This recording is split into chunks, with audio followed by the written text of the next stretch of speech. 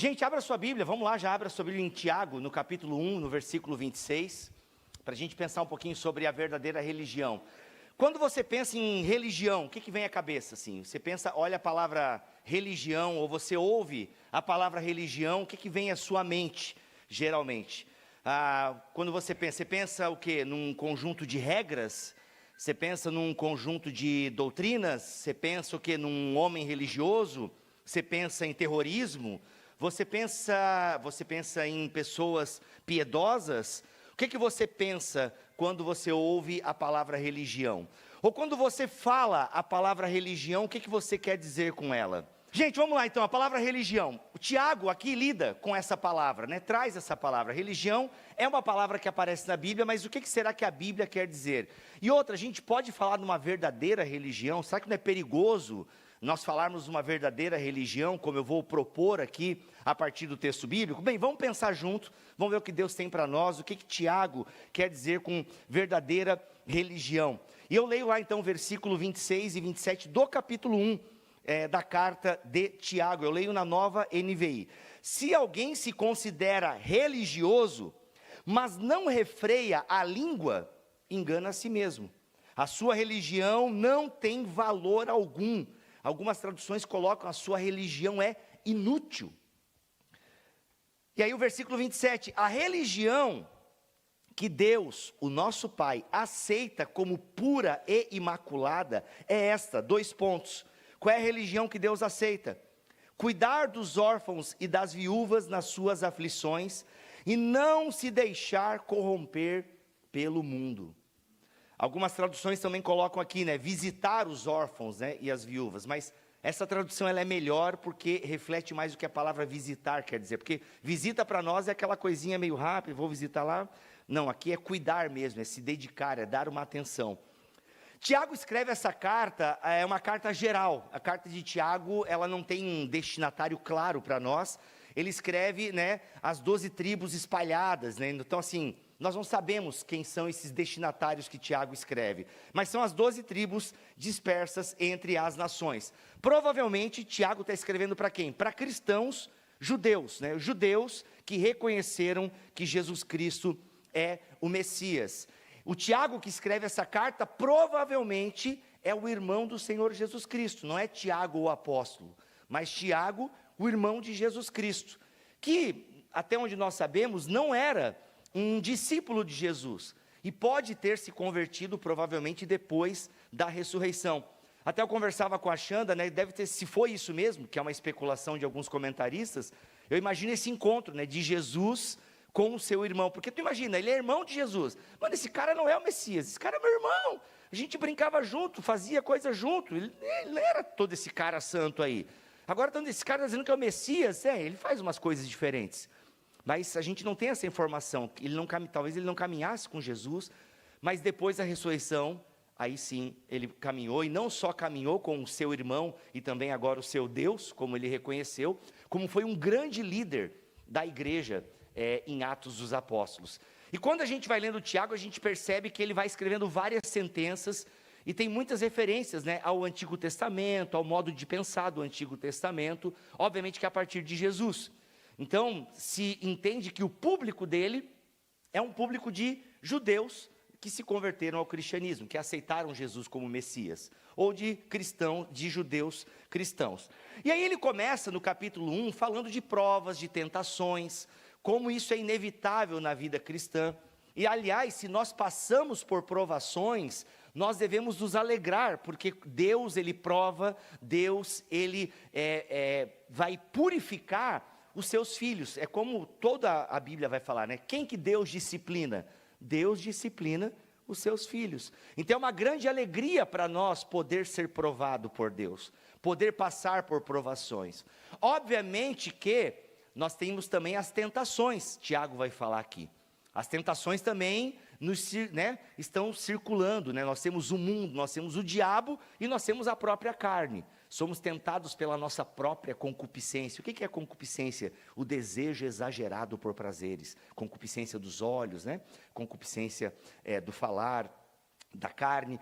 Então Tiago vai elaborando aqui uma série de práticas. E é interessante que ele escreve para a igreja. e uma igreja que pode estar passando por provação. E ele está dizendo o seguinte no início da sua carta: olha, não é porque você está passando por uma provação que você tem que estar privado de teologia. Quem você acredita ser Deus? Qual é a sua, em qual sabedoria você se firma diante da provação? Porque Tiago vai falar muito sobre a sabedoria que vem do alto. A carta de Tiago vai fazer sempre esse contraponto: a sabedoria dos homens e a sabedoria de Deus. A sabedoria de Deus e a sabedoria da carne. Então nós precisamos, principalmente quando estamos sendo tentados, e Deus não tenta ninguém, Tiago vai falar. Deus a ninguém, não pode ser tentado, porque é um ser puro, é um ser santo, e também a ninguém tenta. Mas a gente deve tomar muito cuidado quando estamos na nossa tentação e sofrendo tentações. Porque nós podemos cair, as tentações elas são inevitáveis. Agora, a queda pode ser evitada. Ainda que lá no capítulo 3, Tiago reconhece que nós somos falhos, até mesmo ele é um ser falho. Mas então Tiago começa a construir uma ideia muito interessante, que é sobre praticar a palavra. Ok, nós temos as provações, nós temos as tentações. Como que nós podemos lidar com a provação? Como é que a gente pode lidar com a tentação? Porque as duas coisas vão acontecer sobre nós: a provação e a tentação. Se você ler depois com calma, o início do capítulo 1, você vai ficar muito claro isso para você. Inclusive até algumas bíblias trazem como a epígrafe, né, provações e tentações, que no grego é a mesma palavra, né? Então o contexto é que vai dar um pouco a ideia. E aí ele começa a desenvolver, a partir do versículo 19, a ideia de praticar a palavra. Ele começa a nos dar então alguma dica. Olha só, gente, é inevitável, vocês sofrerão tentações, vocês sofrerão provações. Como que a gente lida com isso? Como que nós nos comportamos diante da provação? Como nós nos comportaremos diante da tentação, diante da provação? Ele começa a falar no versículo 19, olha, meus amados irmãos, tenham isto em mente: sejam todos prontos para ouvir, tardios para falar e tardios para irar-se. Nós vamos perceber que para Tiago, o falar é algo muito importante. A língua, esse órgão tão pequeno, mas capaz de causar coisas grandes, é o que ele vai explorar todo o capítulo 3. O centro da carta de Tiago, nós vamos ter o poder da língua. Não como algo místico, né, que as palavras têm poder e o que eu falo transforma a realidade, como a galera da confissão positiva às vezes acredita, né? Que você fala e você cria no mundo espiritual uma nova realidade, então declare agora que isso vai acontecer na sua vida. Não é isso. Mas de fato palavras importam, palavras são poderosas, palavras são pedras lançadas que depois de ditas não podem voltar atrás. E elas então têm um poder muito grande, né? E Tiago está dando, ele dá muita importância para a língua, né? Para a fala. Por isso que a dica para ele diante da provação, diante da tentação, olha, sabe, prontos para ouvir. Os antigos já diziam, não diziam? Boca fechada não entra mosquito, a gente tem duas orelhas, uma boca, né? Olha, seja o quê? Pronto para ouvir, tardio para falar. Não é só uma dica que Tiago está dando. Para Tiago e para a teologia de Tiago, isso é algo que demonstra muito da nossa espiritualidade e da nossa religião. Sejam prontos para ouvir, entende? E tardios para falar. Então ele vai, depois no versículo 22, ele vai dizer o seguinte, olha, não adianta você só também ouvir, é importante que você aprenda a ouvir. Só que é o seguinte, quando o assunto é a palavra de Deus, você também precisa o quê? Praticar. Na verdade, na compreensão judaica, e Tiago ele é, né, um judeu embebido na cultura judaica, ouvir é sinônimo de praticar. Quando Jesus fala em vários momentos, né, se você tem ouvidos para ouvir, ouça. Jesus não fala esse jargão, volta e meia nos evangelhos, quem tem ouvidos para ouvir, ouça. É como se ele estivesse dizendo em outras palavras, quem tem ouvido para ouvir, obedeça, pratique. É como o seguinte assim, não, cara, como é que tu sabe isso e não pratica? A fé bíblica, ela é uma fé muito prática. Não é uma fé de teorias, não é uma fé que fica filosofando, ainda que filosofia seja muito importante, e todo o Novo Testamento está no ambiente cultural, filosófico, inclusive tem influência da filosofia e tudo mais. É só você ler Paulo no Areópago, por exemplo, no capítulo 17 de Atos, Paulo vai citar filósofos e aquela coisa toda. Só que a fé bíblica, ela é uma fé sim que tem conteúdo, mas ela se demonstra muito na prática. Na prática. E é por isso que Tiago, então, ele vai falar assim, olha, vocês precisam praticar a palavra, não só ficar ouvindo. Porque quem ouve a palavra e não pratica, é como uma pessoa que chega na frente do espelho, fica lá se embelezando e tal, se olha e fala assim, nossa, que obra-prima de Deus, maravilhosa, e ela dá as costas e não lembra mais. Não lembra mais quem é, não lembra mais das suas características. Essa é a pessoa que ouve a palavra de Deus e ela não pratica, tá? Ou seja, nós precisamos o quê? Nós precisamos o quê? Observar a palavra de Deus, mas também praticá-la. Porque se nós não fizermos isso, vamos ceder diante da provação e diante da tentação. Por quê? É a palavra de Deus, tá? Leia o versículo 21. Portanto, livrem-se de toda impureza moral e de toda maldade que prevalece, e aceitem humildemente a palavra implantada em vocês, a qual é poderosa para salvar a vida de vocês. É a palavra que está em nós implantada. E ela é implantada como? Quando a gente ouve. Por isso que ele começa dizendo que, olha, sejam atentos, ouçam com atenção. Vocês estão me entendendo? Está claro até aqui? Seja pronto para ouvir. E ouvir o quê? Em primeiro momento, ouvir a palavra de Deus, porque ela está implantada em vocês. Então, ouçam essa palavra. Ouçam essa palavra. Porque é ela que traz a liberdade, é ela que salva vocês. Entende? É ela que me dá a liberdade. E aí, ele vai dizer o seguinte, olha, você ouve a palavra, essa palavra está em você, e isso tem uma repercussão na sua vida. Você não é somente um ouvinte da palavra, mas você é o quê? Um praticante da palavra. E aí vem uma outra chavinha que vai virando na nossa mente aqui. Qual que é? Ok, eu ouço a palavra de Deus e eu pratico a palavra de Deus. Consequentemente, para praticar a palavra de Deus, eu preciso também aprender a ouvir a comunidade. Eu preciso aprender a ouvir o próximo, eu preciso aprender a ouvir o outro. E aí ele vai dizer o seguinte, olha, o versículo que nós lemos, o 26. Se alguém se considera religioso, ou seja, o que Tiago tem em mente aqui quando ele usa, né, esse adjetivo, né, religioso? Ele está pensando em alguém que, num serviço de adoração mesmo. Religioso como alguém que acredita numa narrativa, em alguém que pratica ritos. Religião aqui não é uma coisa ruim para Tiago em última análise. A religião não é uma coisa ruim. Muitas vezes nós temos no nosso tempo um discurso contra a religião. Não, porque a religião é uma coisa ruim. Não, gente, a religiosidade é uma coisa ruim. A religião não é uma coisa ruim. A religião, ela pode ser uma coisa boa. Por quê? Porque a religião indica a crença num ser transcendental, uma série de ritos, tá? Uma série de ritos, uma série de obras que nós fazemos. Então, a religião não é uma coisa ruim, por si só. Não, indica a crença num ser transcendental, a prática de ritos, uma narrativa que se crê, como nós, né? Nós acreditamos em Deus, nós acreditamos em uma narrativa.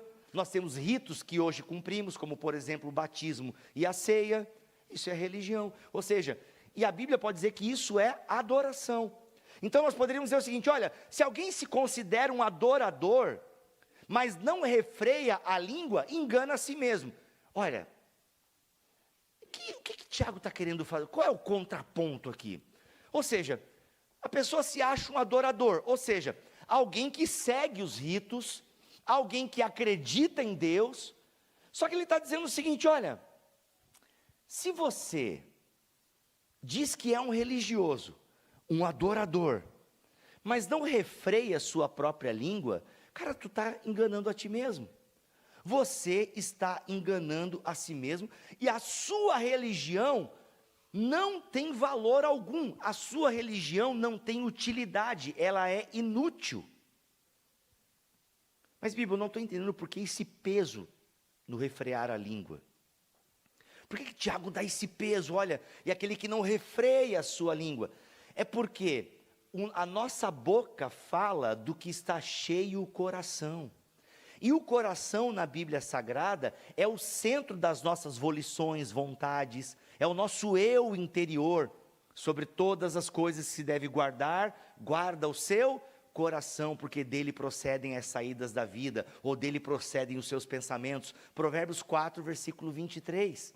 O próprio Jesus vai falar da importância de nós guardarmos o nosso coração. Entende? Como nós não podemos contaminá-lo. Então, para Tiago é o seguinte: se você é alguém que fala demais, se você é alguém que faz de menos, mas fala demais, a sua religião é inútil. Se você é alguém que exteriormente segue os ritos, exteriormente está ali, seguindo a tradição, você vem à igreja, você acredita nos ritos, você é um ofertante, você levanta, você senta, você vem nas reuniões, mas se aquilo que você fala contradiz o que a palavra de Deus, a qual você é orientado a ouvir e praticar, se há uma contradição entre a palavra que você ouve e a palavra que você fala, é sinal que a sua religião é inútil. Quer dizer o quê? Você não foi transformado no âmago do seu ser. Lá dentro. Lá dentro. Lá dentro. Se você é alguém que se diz religioso, mas no fundo não controla a sua língua, ou seja, é como se Tiago estivesse dizendo, não controla o seu comportamento. Ah, porque eu sou assim, eu sou, como é que é aquelas paradas da psicologia meio furada lá que o pessoal fala? Eu sou colérico. Qual que é o esquentadinho lá? É o sanguíneo. Eu sou sanguíneo. Não, porque aqui no meu divertidamente é a ira que comanda. Desculpa, é uma referência de desenho, eu tenho filhos pequenos. Entende? Tipo assim, e não só isso. Percebam, porque nós falamos do que está cheio o nosso coração. Do que está cheio o nosso coração? Por isso que Tiago, antes de chegar no final, porque esses 2 versículos aqui no final do capítulo 1, eles são meio que um resumão dessa primeira série de mensagens que Tiago está trazendo. Então olha só, de nada adianta você ouvir a palavra se você não a pratica. E se você é alguém que pratica a palavra, você vai ouvir mais e falar menos. Tiago ele é muito sério com isso, porque até ele fala no capítulo 3, ele começa o capítulo 3 dizendo, olha, não queiram vocês serem mestres na palavra, olha, a gente vai ser julgado de forma mais pesada que vocês. Meus irmãos, não sejam muitos de vocês mestres, pois como sabem, nós os que ensinamos seremos julgados com maior rigor. Te vejo no julgamento. Tá? Ou seja, e aí aqui ele admite inclusive, pois todos nós tropeçamos de muitas maneiras. Se alguém não tropeça no falar, tal homem ou tal ser humano é perfeito. Olha o que Tiago está dizendo. Tiago está deixando bem claro, galera, todo mundo tropeça aqui no falar. Porque Tiago sabe que todo ser humano é um pecador miserável. E Tiago sabe que nós tropeçamos na nossa fala. E o tropeçar na fala não é somente uma pessoa bocuda, linguaruda, que fala pelos cotovelos. Tem. Mas não, você pode ser uma pessoa bem quietinha e de alguma forma também ser corrompida. E também você até pode não falar, mas o seu coração arde de inveja, arde de ódio, arde de pecado, de avareza. Entende? E quando abre a boca, de vez em quando solta. Os mais íntimos já ouviram os seus pecados, com certeza. Tá? Então Tiago, ele deixa bem claro, olha, se você acredita ser alguém religioso, você vai me mostrar a sua religião, não pelo tanto que você fala. Você não vai me mostrar que é alguém, que é um adorador, que é um verdadeiro religioso, falando, não. Para Tiago é o seguinte, olha, a religião que Deus, o nosso Pai, aceita. Detalhe, gente, Tiago fala para judeus cristãos, ou seja, judeus que viviam todo um sistema religioso e que é mudado por causa de Jesus. Imagina, uma galera que ia no templo, sacrificava, tinha toda uma teologia que eles viviam.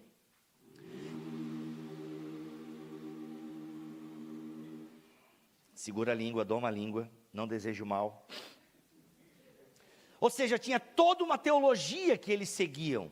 Toda uma teologia. E, gente, se você ler os evangelhos, você vai perceber que muitos embates que Jesus teve foi com quem? Com os... Como? Fariseus, com os religiosos. Mestres da lei, fariseus, escribas. Ou seja, sim, existiam religiosos. E toda uma religião poderia estar, de certa forma, equivocada. Todo um sistema religioso poderia estar equivocado. Por quê? Jesus vai falar em João capítulo 5, se não me falha a memória, e ela tem falhado bastante depois da Covid. Mas João capítulo 5, Jesus fala, olha, como é que vocês conhecem a palavra, mas vocês não estão me reconhecendo? Vocês dizem ler as escrituras, mas não reconhecem eu que estou aqui. Jesus briga com os religiosos.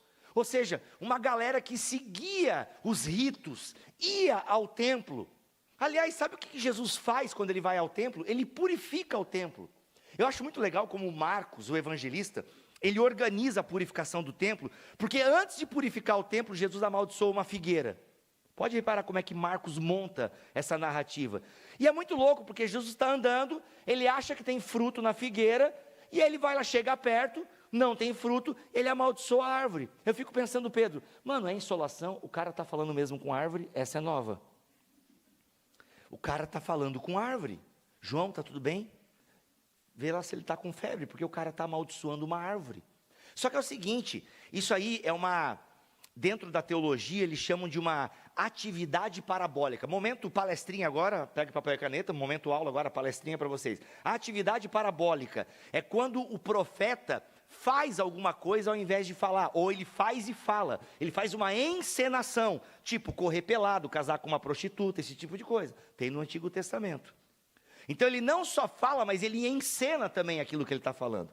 Então Jesus ali está fazendo uma atividade parabólica, ou seja, quando ele amaldiçoa essa árvore, que parece ter fruto, mas não tem, e logo depois ele vai lá e amaldiçoa o templo, qual que é a rima narrativa que o autor está querendo dizer?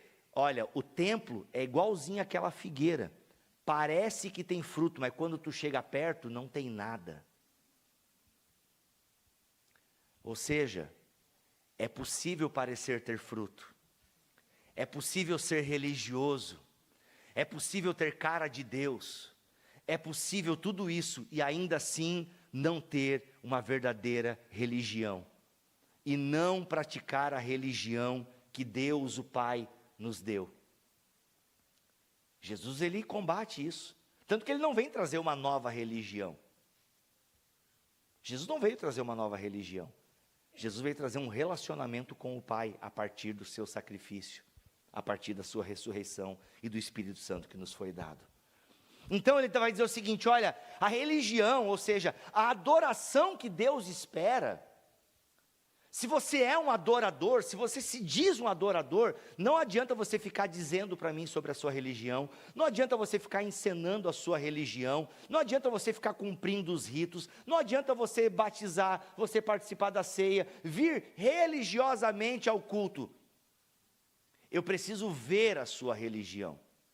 E eu não quero essas obras externas que parecem religiosas, não. Como é que nós manifestamos a verdadeira religião de acordo com o nosso Pai? É quando nós o quê? Cuidamos dos órfãos e das viúvas nas suas aflições. É cuidar aqui, não é visitar. O visitar seria isso. Nossa, realmente está passando por uma necessidade aqui, né? Pois é, a gente vai ver o que faz. Tá bom, tchau, obrigado. Isso é visitar, vai lá, é aquela visitinha médica, né? Que o médico vai lá. O médico, em última análise, não tem uma relação com você. Ele vai lá, te atende e depois ele é o próximo, né? Você é mais um ali. Mas, o que ele está dizendo aqui não é uma visita, é um cuidar.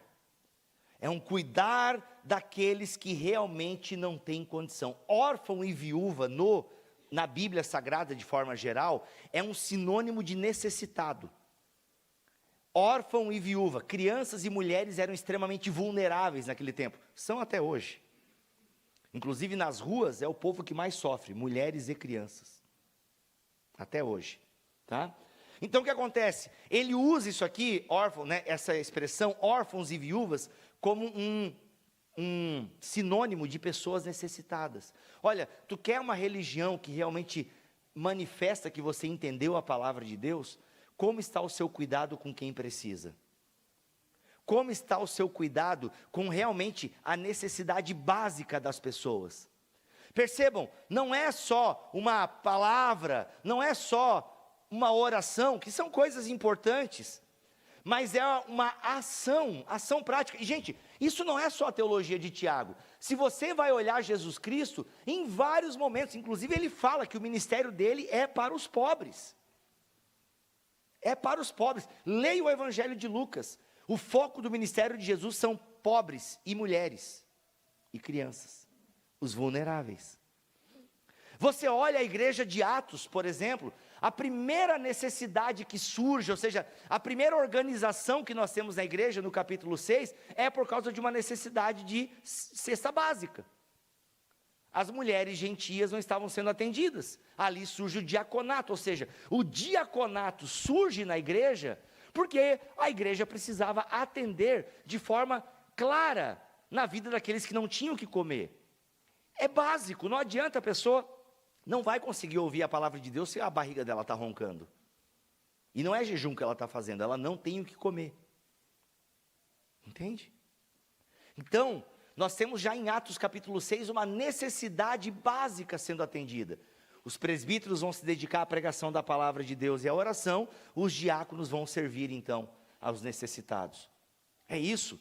Se a gente lê, por exemplo, Atos 2:42, que é um resumo de como era a igreja primitiva, eles se dedicavam de coração à doutrina dos apóstolos, à oração, à comunhão, e eles partiam também os seus bens. Não tinha necessitado. Inclusive era um movimento muito comum na igreja primitiva, os mais abastados darem e ofertarem para a comunidade, para os mais necessitados, os seus bens. Até porque tinha uma noção de que eram peregrinos nessa terra. Paulo vai adotar a mesma teologia. Paulo vai fazer arrecadações em toda a Caia para ajudar os irmãos de Jerusalém. Vai construir toda uma teologia da oferta em 2 Coríntios capítulo 8 e 9. Muito mal utilizado hoje em dia por algumas igrejas da prosperidade, mas tem um ensinamento completo de Paulo lá. Paulo vai falar de quão bom é poder dar, ofertar, ser generoso. Aos Gálatas, Paulo vai falar o seguinte: olha, cuidem uns dos outros, principalmente dos domésticos da fé, ou seja, começa com a gente aqui. Na casa de Deus que somos nós, não esse templo, mas nós como casa de Deus, como morada de Deus, ninguém pode passar necessidade. Não tem como isso acontecer se é um povo que ouve a palavra de Deus e ouve a comunidade. Não adianta só ouvir a palavra de Deus, tem que ouvir a comunidade, porque a palavra de Deus vai pedir para eu o quê? Olhar para o meu próximo como eu olho para mim, amar o próximo como eu me amo. Então é o seguinte, olha, me mostra a tua fé. Você não é justificado só pela fé. Tiago vai trabalhar isso no capítulo 2, fé e obras. Não adianta você vir dizer, eu sou só justificado pela fé. Tiago vai dizer, não, você é justificado pelas obras também. Porque uma fé verdadeira, ela não vem, a gente é salvo somente pela fé. Mas aquele que é salvo somente pela fé, não fica somente na fé, as obras também vão aparecer. Obras para as quais Deus preparou para nós antes da fundação do mundo. Efésios capítulo 2. Existe algo para ser feito de concreto nesse mundo.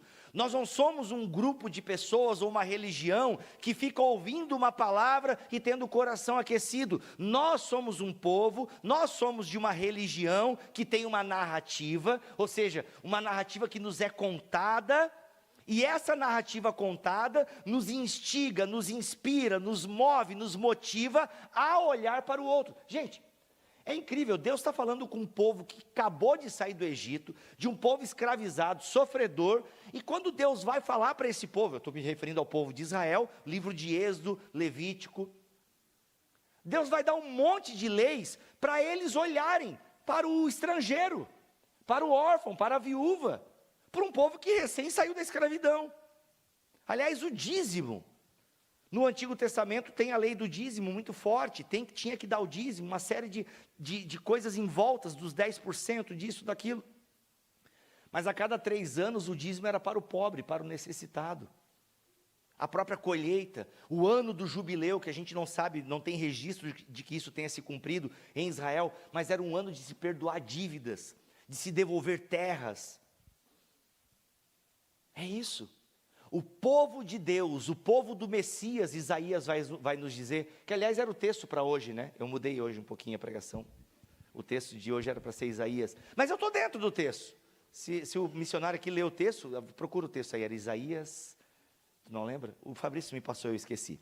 Mas o povo do Messias era o quê? Era um povo que vai fazer a manifestação desse Deus. E como é que Deus se manifesta? Deus se manifesta quando há ajuda para quem precisa. É um povo que vai trabalhar sempre por liberdade. Gente, a igreja, vamos agora pegar o Novo Testamento, sempre foi, dos primeiros 4 séculos, era uma igreja perseguida. Não era uma igreja que estava no poder, não era uma igreja que tinha o poder, era uma igreja que era perseguida por acreditar em Jesus. Era uma igreja que era perseguida, só que é incrível como mesmo sendo uma igreja perseguida, era uma igreja que ajudava, inclusive os seus perseguidores. Tem um imperador, que eu esqueci o nome agora, ele inclusive fala dos cristãos, que para ele eram ateus. Ateus porque não acreditavam no imperador como Deus. E esse imperador fala o seguinte, e esses ateus aí, que ajudam até mesmo os nossos?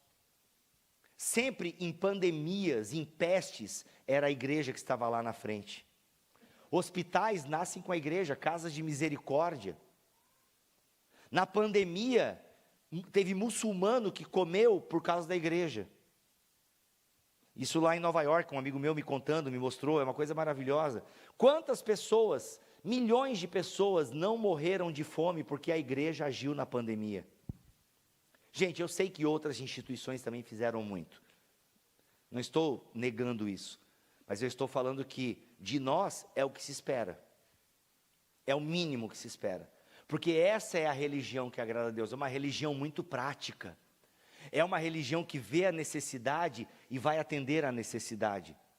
Não se pergunta se é para fazer ou não. Se é o certo e tem alguma necessidade e você pode fazer, você tem que fazer. Porque isso é o amor de Deus, não é? Vendo o seu irmão passando necessidade, você vai lá e supra essa necessidade se você pode. Bíblia, então quer dizer que a verdadeira religião é fazer o bem, fazer a caridade. E de fato, fazer a caridade é uma coisa maravilhosa. Tem um teólogo que eu gosto, eu não costumo falar o nome dele, porque o pessoal fica bravo quando eu cito o nome dele. Mas ele diz um negócio muito legal. Ele fala o seguinte, olha, onde tem caridade, ali chegou o reino de Deus. E ele está certo. Onde tem caridade, ali chegou o reino de Deus. Onde tem a prática efetiva do amor. Agora, Bibo, tu quer dizer então, que a verdadeira religião é eu fazer o bem. E está tudo bem. Ajuda as pessoas, seja uma boa pessoa, ajuda aqui, dá a cesta básica, né? Porque deixa eu dizer um negócio para vocês, se você acha que só dá a oferta que você dá, e vocês não ajudam especificamente naquele lance da cesta básica, não é porque eu já dou oferta, não, é porque se a gente está pedindo a cesta básica aqui, é porque só as nossas ofertas não dão conta de suprir a cesta básica, então você tem que, entendeu? É a oferta, mas faz um esforço aí. Tá? O que tem que botar no final da cesta básica? 0,8? 0,4. Tá? Então, 60 e quanto? 68,04? 60 e quanto? Põe de novo aí, ó, põe de novo ali o da cesta básica. Vamos botar umas 10 cestas básicas agora, aí, ó. Quantas já foi dessas 100 cesta básica? Tem que ter essa contabilidade aí no próximo culto, ó, gente, das 100 cesta básica a gente só conseguiu 30. Tem que conseguir as 100, gente. Que se a gente não consegue as 100, a gente tira de outro lugar, entendeu? 65,04, tá? Depois você faz o Pix aí se você puder. Então quer dizer que é isso, dei a cesta básica, vim no culto, show! Pode vir, Jesus, já estou de braço levantado, me leva. Seria legal. Já estou, e ó, chegou o grande dia, juízo final, vou chegar no juízo assim, estou de boa. Faço o bem, ajudo as pessoas, dei a cesta básica aquele domingo, top. Não, obviamente que não. Tiago depois ele continua, olha só gente, é isso, é você cuidar dos órfãos e das viúvas, ou seja, dos necessitados. Se você abrir o olho, você vai encontrar necessitados perto de você. Sempre no caminho de um cristão tem alguém caído, sempre, sempre. Se você abrir os olhos, sempre haverá alguém caído no caminho, precisando da sua ajuda. E talvez você seja o caído à beira do caminho, acontece também na nossa vida. A gente às vezes também fica caído à beira do caminho, ou passando necessidade financeira, ou passando necessidades espirituais, né, numa vida em pecado, em desejos pecaminosos. Estamos ali caídos, sabe? Desmotivados, incrédulos, e a gente precisa que alguém nos ajude, tá? Em discipulado. Mas é o seguinte, Tiago vai dizer o seguinte, olha, você vai ajudar as pessoas, e você também não vai se deixar corromper pelo mundo. Não é só fazer o bem, neném. É se privar também dos perigos noturnos, como os jovens dizem. É se privarem dos desejos deste mundo. É também você procurar ter o quê? Uma vida santa diante de Deus, diante dos outros. Olha, não se deixe corromper pelas coisas deste mundo. Não se deixem corromper. Então, a verdadeira religião é um coração compassivo, um coração misericordioso, mas também um coração temente, um coração santo, um coração separado, um coração que olha os perigos deste mundo, as tentações deste mundo. Lembre-se, Tiago trabalhou todo o início do capítulo, duas questões: provação, Deus pode nos provar, e é bom que a gente seja provado por Deus, porque quando eu sou provado por Deus, eu então estou sendo o quê? Purificado. Aliás, Deus muitas vezes nos... Presta atenção, isso aqui foi uma sacada boa, hein? Presta atenção nisso aqui. Deus muitas... Vocês estão prestando atenção? Deus muitas vezes nos prova, porque na provação somos purificados, porque quando a tentação vem, e ela virá, estaremos mais fortes para resistir às tentações. E outro autor bíblico vai dizer, que eu não lembro qual, resistir ao diabo e ele fugirá de vós. Quem é que disse isso? Está na Bíblia, mas não sei quem é que disse. Covid, gente. Covid. A FLT me ensinou direitinho, mas a Covid estragou. Tá? Alguém procura no Google, alguém me ajuda, pelo amor de Deus. Tiago que diz? Tiago o quê? Aonde? Dá o endereço completo. Tiago 5. Aí, ó, viu? Eu tô no espírito de Tiago aqui, tá? Resistir ao diabo, ele fugirá de vós. Então, olha só, a tentação virá, não se deixe corromper.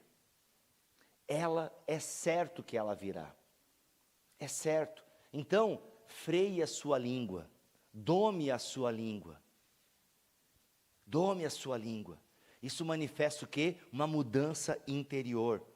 E gente, eu sou uma pessoa que falo demais, eu já errei muito com a minha língua, nossa, muito, falo demais. E quem fala demais se tropeça. Mas, eu estou com 42 anos, caminhando para 43. Eu continuo errando com a minha língua, mas olha, eu dei uma melhorada em alguns aspectos. E às vezes até eu fico de cara, eu fiquei quieto. Né? Briga de casal, por exemplo, está ali minha mulher que não me deixa mentir sozinho. Né? Às vezes eu preciso falar mais, que eu falo pouco. Mas às vezes opa, segura. Não é? A gente vai aprendendo isso. Ela também já segura algumas coisas. E não é legal, aí a gente peca pelo orgulho, aí a gente é difícil fugir, né? A gente não peca porque a gente, nossa, eu resisti, rapaz, né? A gente quando não peca numa coisa, peca na outra. Aí a gente, é o que o Tiago está falando, gente, olha, pois todos tropeçamos de muitas maneiras. Tiago está dizendo, é bíblico, né? A gente vai tropeçar, por isso que a gente precisa um do outro, entendeu? A gente precisa de um do outro. Mas olha só, como é interessante, gente, falando sério agora, quando a gente percebe a tentação, e a gente fala, opa, sabe? Acende a luz, o Espírito Santo incomodando o nosso coração. Gente, Deus é real, vocês têm noção de que Deus é real? De que Deus é um ser que se relaciona com a gente de maneira viva? Eu falei isso para os jovens sábado passado. A gente não se relaciona com uma doutrina, com um conjunto de regras. Não, a gente se relaciona com um ser vivo. E o Espírito Santo que está em nós, como comunidade, ele fala, opa, não, por aí não. E por isso que eu preciso ouvir a palavra de Deus. Por quê? Porque o Espírito Santo vai usar o arcabouço da palavra que eu tenho em mim. Tá ligado? Quando você fazia a prova, e a gente falava assim, ó, nossa, deu um branco agora. Lembra que a gente usava essa expressão, deu um branco? Não é que deu um branco, é que você não sabia mesmo. Você leu aquele negócio, só que assim, ó, agora eu vou usar um exemplo bem besta, né? Se tiver algum neuro, tem um neuro ali, né? Eu vou falar besteira, o neuro vai me corrigir. Mas assim, ó, é tipo a informação, você acha que botou a informação na gaveta, mas não botou. Aí o neurônio foi lá, não, está lá naquela gaveta lá. Aí abriu a gaveta, estava vazia, e rapaz, deu um branco. Não é que você não absorveu aquele conteúdo. Você é tipo uma pessoa que se olhou no espelho, olha Tiago aí, se olhou no espelho, beleza, deu as costas e já não lembra mais. Por isso que a gente precisa estar ouvindo a palavra de Deus a todo momento. Por quê? Porque é ela que o Espírito Santo vai usar. Ei, segura, lembra o que eu falei lá, em Mateus 5:18? É a palavra de Deus, tá ligado? Ou seja, o Espírito Santo vem, e aí a gente consegue o quê? Refrear. Lutero dizia, estou na igreja luterana, tem que estar Lutero, tá? Lutero dizia, olha, o passarinho vai sobre, nem sei se foi Lutero que disse isso, né? Atribuem a ele, mas não é muito certo isso. Fabrício, posso citar Lutero do passarinho? Eu acho, mas não foi ele que diz, né? Tem uma disputa sobre isso. Mas é muito bom, vou botar na conta do reformador, boa, né? Melhor que botar na conta da Clarice ou do C.S. Lewis. Mas o Lutero dizia o seguinte, tá? Olha, você não pode impedir o passarinho de sobrevoar a sua cabeça, mas você pode impedi-lo de fazer um ninho. Essa é a tentação. Você não pode impedir a tentação. Ela virá. Aliás, é certo que ela virá por quê? Porque para onde Jesus nos manda? Brilhar como luzeiros. Para onde Jesus nos manda para vivermos a verdadeira religião? Para onde? Para onde? Para o mundo. Para esse mundo que nós teremos o quê? Aflições. Para este mundo que jaz no maligno, é para esse mundo que ele nos manda. Então é certo que a gente vai ter tentação e provação. Nessas horas eu queria ter a religião dos coach, que Deus me ama, vai me dar tudo o que eu quero, usa a palavra certa, canta a música certa, usa o blazer azul certo, e está tudo certo. Eu queria às vezes essa galera, o Deus essa galera, porque é um Deus muito mais legal. Deus gênio da lâmpada, que vai deixar eu ver, vai deixar eu tocar, vai deixar eu abraçar e vai me dar, entende? Agora não, a verdadeira religião vai fazer com que eu tenha um coração misericordioso e um coração temente. Ou seja, eu não só vou fazer o bem, porque religião não é só fazer, a religião não é assistência social. Não, a verdadeira religião, ela vai fazer diaconia, ela vai ajudar o próximo, mas ela vai o quê?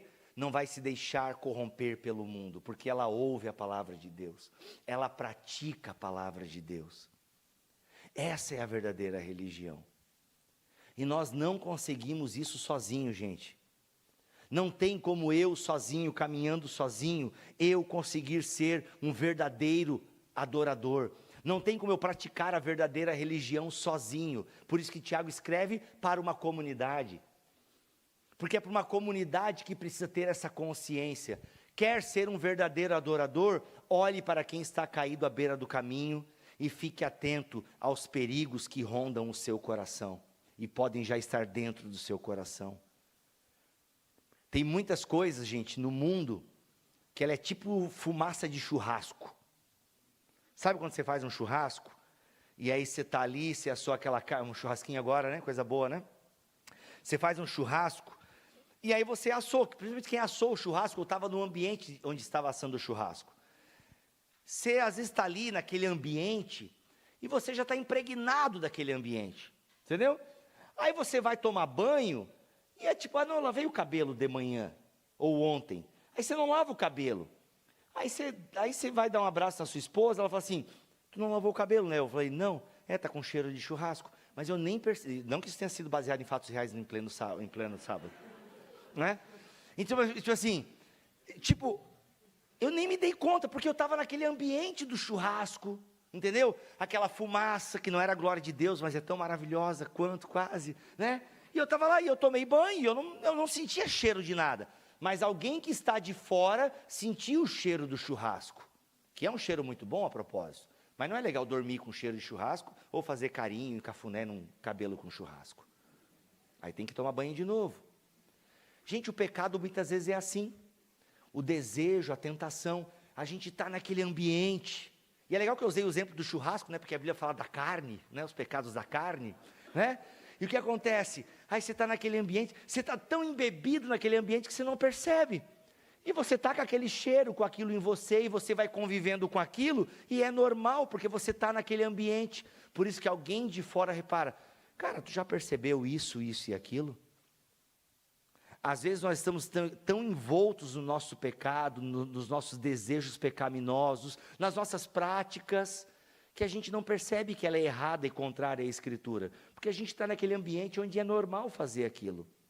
Precisa alguém de fora, alguém que tenha a palavra de Deus, alguém que ouça a palavra de Deus, alguém que ouça a comunidade para dizer, você não está certo nesse ponto. A gente precisa um do outro. Sem o outro, eu não consigo viver a verdadeira religião. Sem o outro, eu não consigo ser um verdadeiro adorador. Qual é então a verdadeira religião, de acordo com o Tiago? Ter um coração misericordioso e um coração santo. Sabe quando a gente vai conseguir isso plenamente? Só quando morrer ou quando Jesus voltar. Mas enquanto a gente não morre e enquanto Ele não volta, a gente continua vivendo em comunidade, sendo aperfeiçoado de glória em glória, um amando o outro, corrigindo o outro no temor de Jesus Cristo. Para que nós, enquanto comunidade, possamos viver a verdadeira religião. Um coração misericordioso e um coração temente ao Senhor. Um coração que ajuda e um coração que se arrepende. Fácil de decorar, né? Um coração que ajuda e um coração que se arrepende. E por que se arrepende? Porque Tiago mesmo diz, tá? Nós vamos tropeçar, pois todos tropeçamos de muitas maneiras. E a perfeição, ou seja, quando a gente lê perfeição na Bíblia, não fique pensando em perfeição como sem mácula, sem erro, não é isso. Perfeição é maturidade, é você alcançar o propósito. Qual é o seu propósito na terra enquanto um filho de Deus? Praticar a verdadeira religião. E o que é a verdadeira religião? Um coração que ajuda e um coração que se arrepende. Que o Senhor nos ajude, para que o nome dEle seja conhecido, para que o nome dEle seja testemunhado, e para que nós possamos ser uma igreja que vive a verdadeira religião. Para que o nome dEle seja conhecido, glorificado, tá bom? Para que a gente cumpra a nossa missão, porque todo o propósito de tudo isso é a missão de Deus. Amém? Curve sua cabeça, vamos orar? Pai, em nome de Jesus, diante da Tua palavra, muito obrigado, Senhor, pela Tua palavra que penetra no mais profundo do nosso ser. Obrigado pela Tua palavra que é semeada no nosso coração e que este coração possa ser terra fértil para entendermos a Tua palavra, para sermos ouvintes da Tua palavra, mas não somente ouvintes, possamos ser também praticantes e praticarmos a verdadeira religião, a religião que o Senhor nos ensinou por meio do Seu Filho. Em nome de Jesus, Pai, que o Teu Espírito Santo que está em nós, que se move em nós, que nos dinamiza, que nos dá poder, que Ele nos ajude a vivermos a verdadeira religião, que possamos ter um coração disposto a ajudar, um coração disposto a cuidar de quem precisa, um coração que esteja sensível à necessidade de quem está perto de nós.